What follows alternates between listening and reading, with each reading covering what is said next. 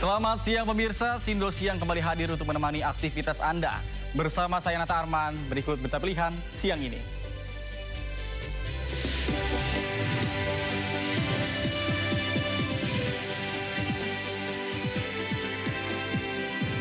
Penjual es galbu Sudrajat bersama istri mendapatkan hadiah umroh dari selebgram negeri jiran.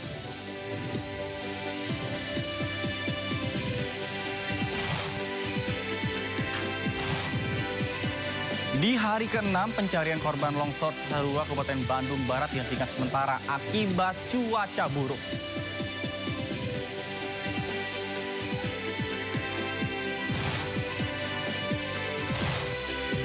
Pemirsa, pasar modal bergejolak 2 hari terakhir. Direktur Utama Bursa Efek Indonesia Iman Rahman mundur dari jabatannya.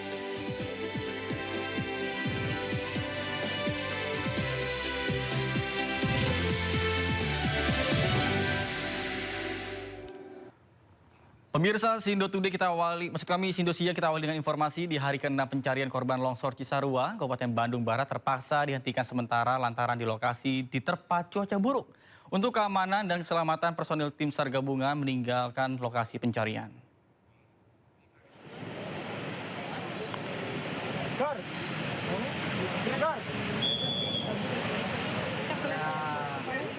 Hujan mengguyur lokasi pencarian korban longsor Desa Pasir Langu, Kecamatan Cisarua, Kabupaten Bandung Barat.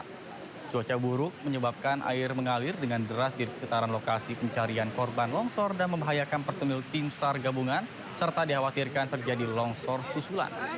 Akibatnya pencarian korban terpaksa dihentikan sementara pada pukul 15 waktu Indonesia Barat demi keselamatan dan keamanan para personil tim SAR gabungan. Bahkan hingga hari ke-6, 53 kantong jenazah sudah dievakuasi dan 40 korban sudah dinyatakan meninggal dunia dari hasil identifikasi tim DVI Polda Jawa Barat.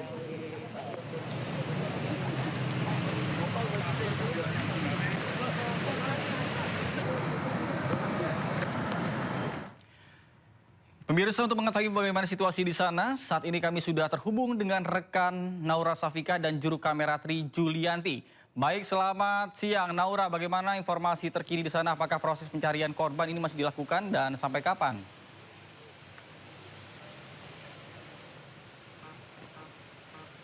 Ya, selamat siang Nata dan pemirsa. Pagi hari ini untuk proses evakuasi korban bencana longsor Kabupaten Bandung Barat ini sudah dimulai tadi sekiranya pada pukul 8 waktu Indonesia Barat. Dan mengingat di hari kemarin cuaca sempat buruk, namun di pagi hari ini cuaca sudah kembali membaik dan untuk pencarian korban sudah mulai dilakukan. Tepat di belakang kami saat ini adalah salah satu worksite yang biasa kami sebut ataupun juga dari Basarnas menyebut ini sebagai worksite A1, di mana untuk pencarian korban ini dibantu dengan beberapa alat berat yang berukuran kecil dan juga berukuran besar. Dan memang untuk worksite A1 ini menjadi salah satu fokus utama juga dari Basarnas untuk operasi SAR.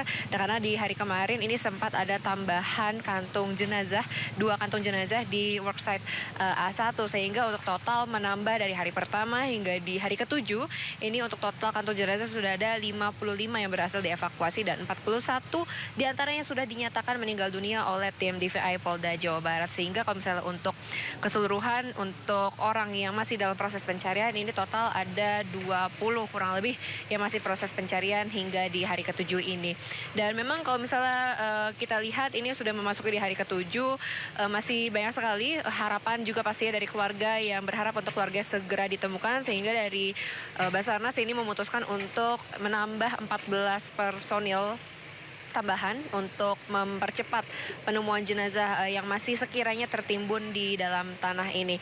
Dan memang kalau misalnya untuk terkait dengan para pengungsi, para pengungsi ini sudah berada di posko pengungsian utama yang berada di Balai Desa Pasir Langu yang sekiranya berjumlah 500 kurang lebih 500 jiwa yang sudah menempati posko pengungsian. Dan untuk seperti bantuan logistik, kemudian juga makanan siap saji ini juga sudah disediakan, bahkan dapur umum juga tersedia untuk memenuhi gizi baik dari para relawan dan juga pengungsi. Sementara itu Nata kembali ke studio.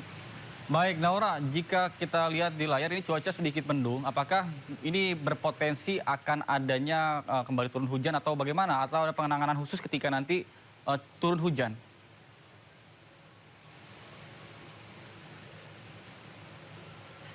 Ya, Nata dan pemirsa, memang kalau untuk saat ini kalau kita lihat cuaca jauh lebih baik dibanding hari kemarin. Namun kalau misalnya kita lihat di atas sana tepat di dekat mahkota longsoran, kameramen saya Tri Julianti akan memperlihatkan kepada Nata dan juga pemirsa seperti apa sih mahkota longsor yang memang ini merupakan titiknya puluhan kilo, Nata dan pemirsa, dari mahkota longsor menuju ke tempat kami melaporkan saat ini.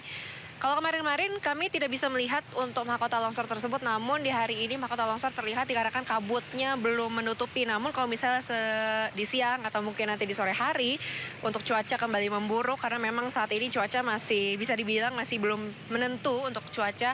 Nanti akan diberlakukan kembali seperti di hari kemarin, yaitu kemarin itu sempat menerapkan yang namanya metode selektif dan juga on off. Jadi kalau misalnya cuaca memburuk nanti akan diberhentikan untuk proses evakuasi korban. Namun kalau misalnya cuaca masih membaik seperti saat ini, evakuasi korban akan terus dilakukan. Sementara itu, Nata.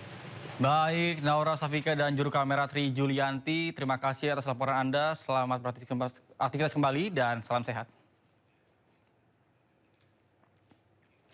Pemirsa, banjir di Kabupaten Subang pada Jumat pagi ini semakin parah. Kemudian Sungai Cipungara dikhawatirkan akan meluap. Kolong flyover kini kembali dipenuhi oleh ratusan warga untuk pengungsi.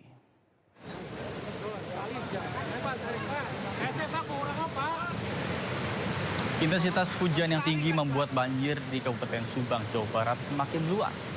Lebih dari 5.000 rumah di 8 kecamatan terendam banjir pada Jumat pagi ini. 8.000 orang tercatat terdampak banjir selama sepekan terakhir. Banjir paling parah terjadi di Kecamatan Pamanukan, Subang. Lebih dari 2.000 rumah terendam banjir hingga ketinggian 1,5 meter. Sebelumnya banjir di Desa Mulyasari, Kecamatan Pamanukan disebabkan Sungai Kaleng Sema yang meluas. Namun kini semakin parah akibat Sungai Cipungara yang selama ini dikhawatirkan mulai meluap.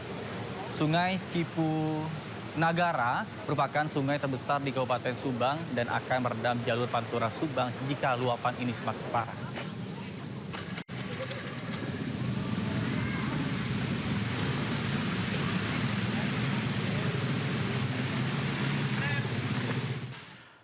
Informasi lainnya pemirsa, 3 tersangka kasus dugaan fitnah ijazah Jokowi hari ini kembali menjalani wajib lapor di Polda Metro Jaya. Sementara itu tim hukum Roy Suryo CS menyebut akan laporkan balik Egy Sujana dan Damai Hariludis. Rizal Fadilah, Rustam Effendi dan Kurniatri Royani menjalani wajib lapor di Polda Metro Jaya. Tim kuasa hukum Roy Suryo Ahmad Hozinuddin menyebut meski sebagian pihak telah dibebaskan dari status tersangka, namun penambahan wajib lapor terhadap klien mereka tetap dijalani sebagai bentuk kepatuhan terhadap proses hukum. Namun di sisi lain, tim hukum Roy Suryo menyayangkan adanya laporan polisi yang dilayangkan Egy Sujana dan Damai Hariludis terhadap pakar telematika Roy Suryo dan kuasa hukumnya Ahmad Hozinuddin. Menurutnya, laporan tersebut dinilai sebagai upaya kriminalisasi atas kritik hukum yang disampaikan terkait dengan penghentian penyidikan atau SP3. Roy Suryo bersama dengan 5 tersangka lainnya berencana melaporkan balik Egy Sujana dan Damai Hariludis. Kami juga akan sampaikan laporan kepada saudara Egy Sujana.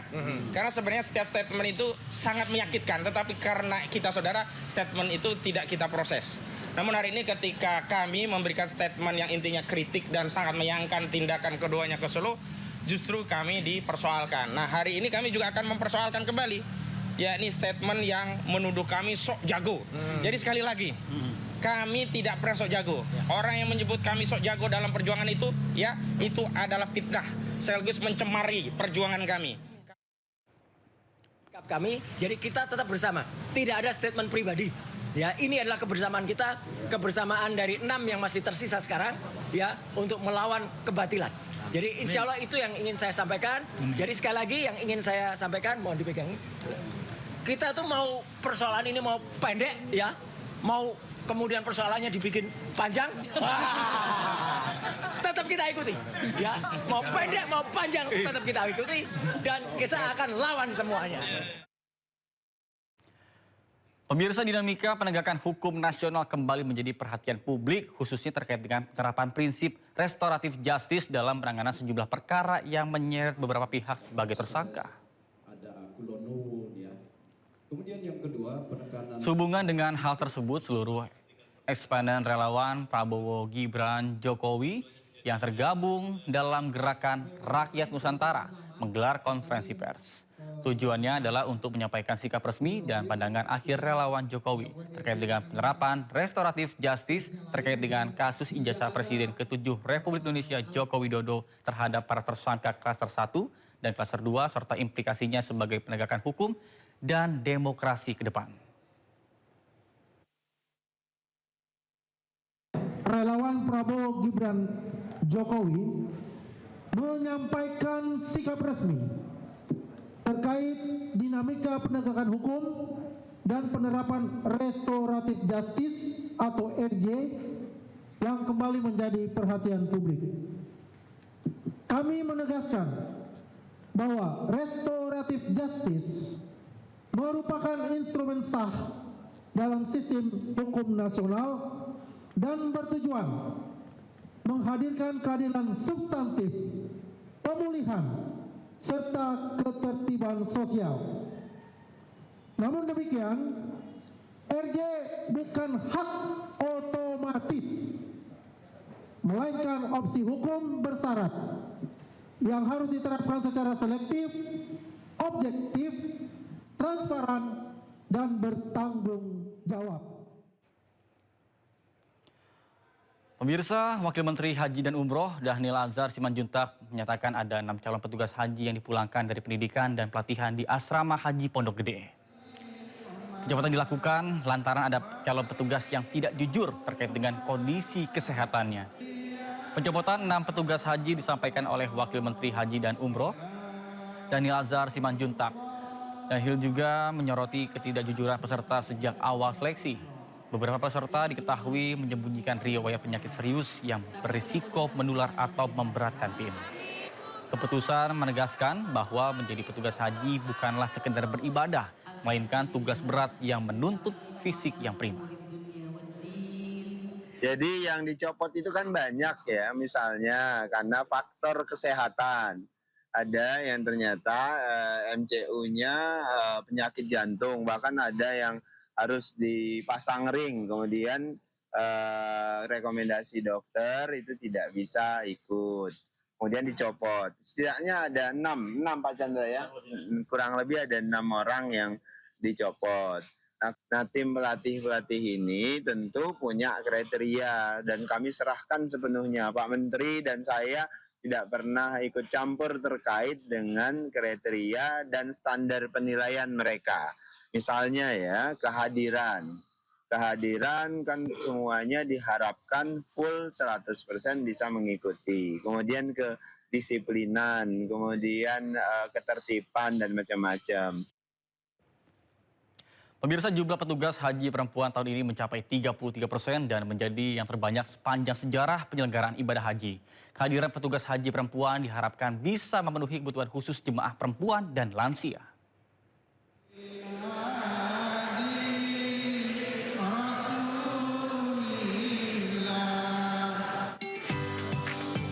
Menteri Pemberdayaan Perempuan dan Perlindungan Anak Arifatul Khoiri Fauzi berkunjung ke tempat pendidikan dan pelatihan calon petugas haji di Asrama Haji Pondok Gede, Jakarta.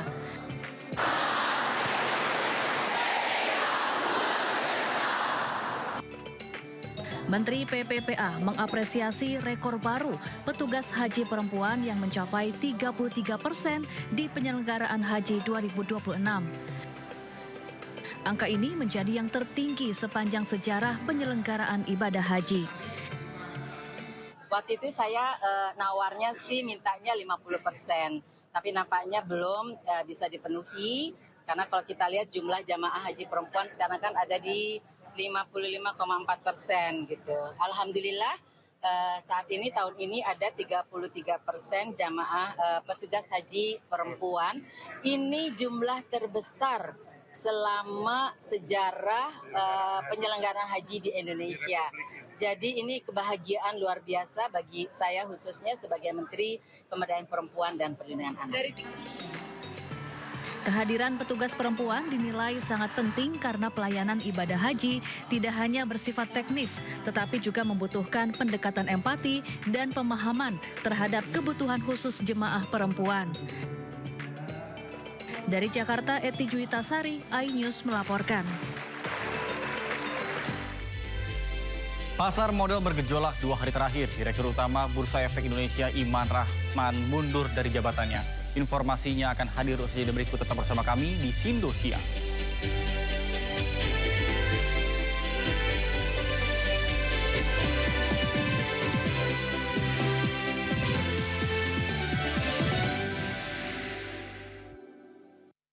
Di desa ini, banyak harapan yang harus dipendam dalam-dalam. Dulu sungai ini memisahkan kami, memutus banyak asa yang belum terpenuhi. Kini sebuah jembatan kokoh berdiri, menjadi pijakan untuk membangun masa depan. Di atas jembatan itu, banyak mengalir kisah dan harapan yang tak lagi terpisah. Bersama MNC Peduli, menyambung harapan untuk negeri. Isu terhangat sepekan terakhir. Ke-7 Republik Indonesia, Joko Widodo menduga ada agenda politik besar. Polisi merilis merek beras premium yang diduga diambil. Rangkuman berita viral. Sekolah rakyat gratis sangka kasus dugaan korupsi tata kelola minyak mentah. Sopir truk di Subang, Jawa Barat melakukan aksi mogok kerja. Temukan semua informasinya di Top Issue setiap Sabtu dan Minggu di Sindo News TV.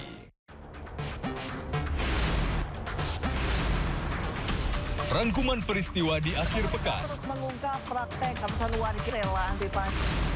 Melihat pemberitaan dari banyak sisi. Prabowo Subianto juga untuk menyerap gabah kering panen petani yang faktanya juga bahwa beliau masih dalam pemulihan. Ini harus diperbaiki gitu ya. Sindo Files Weekend, Sabtu dan Minggu, pukul 6 sore di Sindo News TV. Lelaki itu gak banyak yang bercerita ya?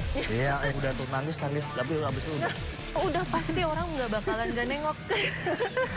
Jadi nikmatilah ciptaan Tuhan buat Indonesia. Yang utama ya, body dulu lah, lempeng. Body dulu. AC dingin, ya nanti rasain sendiri deh.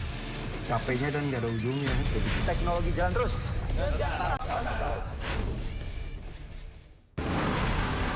Sumber berita aktual tersaji lengkap di sini. Komisi meringkus 7 Presiden Prabowo Subianto berencana menghubungi komisar lalu lintas terpantau dalam keadaan ramai dan lancar, begitupun untuk Sindo Today.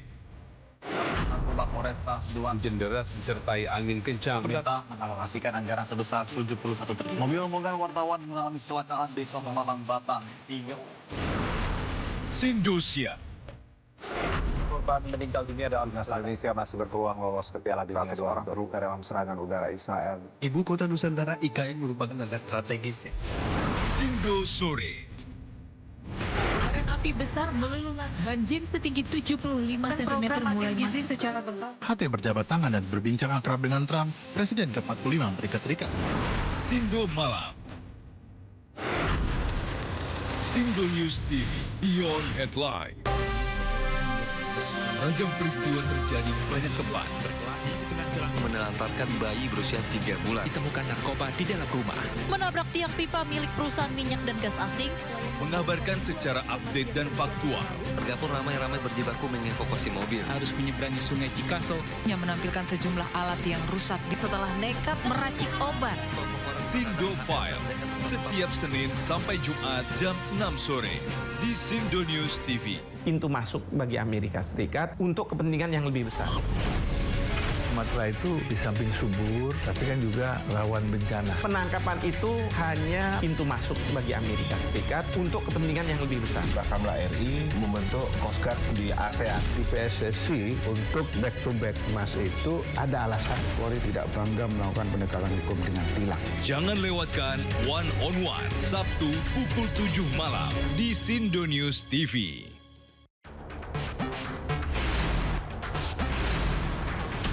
Rangkuman peristiwa di akhir pekan. Terus mengungkap praktek ratusan warga rela anti pajak. Melihat pemberitaan dari banyak sisi. Prabowo Subianto juga untuk menyerap gabah kering panen petani yang Faktanya juga bahwa beliau masih dalam pemulihan. Ini harus diperbaiki gitu ya. Sindo Files Weekend, Sabtu dan Minggu, pukul 6 sore, di Sindo News TV. Sumber berita aktual tersaji lengkap di sini. 7 pelaku dalam kasus Hezbollah meluncurkan Sindo Today, Satres narkoba, hujan deras disertai mobil rombongan wartawan. Sindosia, Korban meninggal dunia dan Indonesia, seorang terluka dalam. Sindo Sore, Kobaran api besar banjir setinggi 7 Hati berjabat tangan dan berbincang akrab. Sindo Malam, Sindo News TV, Beyond Headline.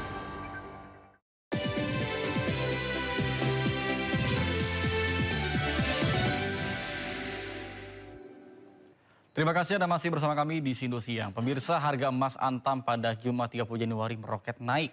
Harga logam mulia ukuran 1 gram mencetak rekor tertinggi, yakni menembus Rp3.485.000 per gramnya.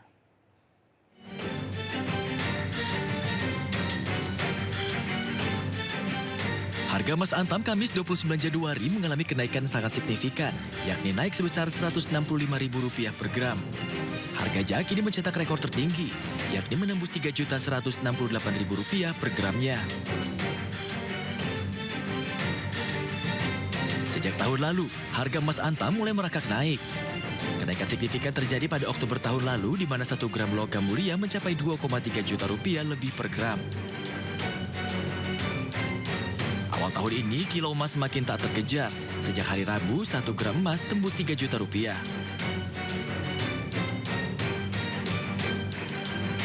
Kenaikan harga emas mencapai Rp3 juta per gram, juga tercatat di Galeri 24 dan Untung Bersama Sejahtera atau UBS.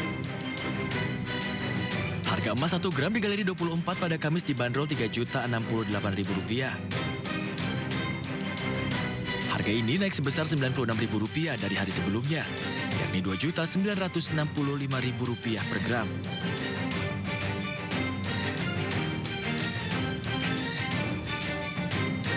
Sementara harga emas berdasarkan UBS per 1 gram ada di harga Rp3.136.000. Harga melonjak Rp119.000 dari hari sebelumnya, yakni sebesar Rp3.017.000 per gramnya.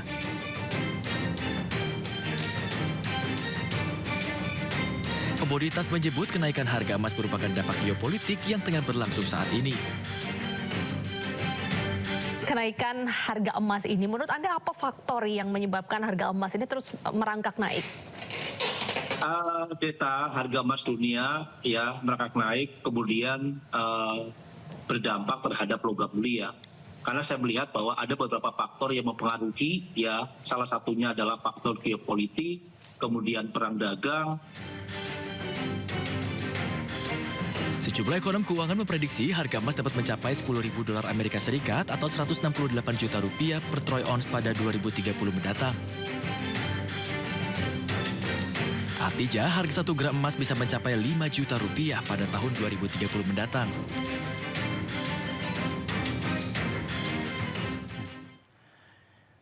Pemirsa, Direktur Utama Bursa Efek Indonesia Iman Rahman mengundurkan diri dari jabatannya pada Jumat pagi. Keputusan diambil pasca pasar modal Indonesia mengalami penghentian perdagangan sementara atau trading halt selama 2 hari berturut-turut akibat anjloknya indeks harga saham gabungan. Iman Rahman mundur dari kursi kepemimpinan Bursa Efek Indonesia di tengah kondisi pasar yang sedang bergejolak. Langkah ini menyusul tekanan berat pada indeks harga saham gabungan yang memaksa otoritas bursa menghentikan perdagangan 2 kali dalam sepekan ini. Bursa Efek Indonesia memastikan operasional perdagangan tetap berjalan normal di bawah pengawasan jajaran direksi lainnya. Bahkan hingga kini pihak OJK masih berkoordinasi dengan BI untuk menentukan pelaksanaan tugas sementara demi menjaga stabilitas pasar modal tanah air.